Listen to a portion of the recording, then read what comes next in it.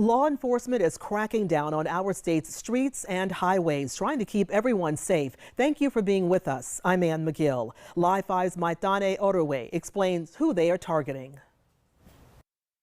If you are a street racer and you are a part of that group, you better stop. Last month, the South Carolina legislature passed a law that helps law enforcement impose strict rules on street racing in our state. Seize the vehicles involved and also arrest and charge the bystanders.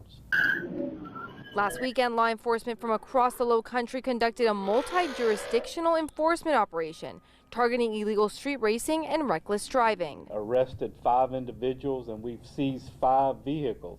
Officials say that in these car meetups, there are sometimes more than 150 people. Working contests going on, drinking, underage drinking, not just beer and wine, but liquor as well. Then, of course, I named firearms as well. The goal of these operations is to keep everyone safe. This is about public safety, not targeting responsible car owners. And keeping all the people who go alive. One of these cars in one of these events veers out of control and kills a number of teenagers. And they will continue to target these meetups. We will know where that to be determined location is, and we will respond accordingly.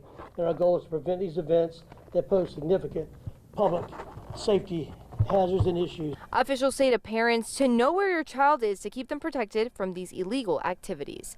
In Moncks Corner, Maitane Orue, Live 5 News.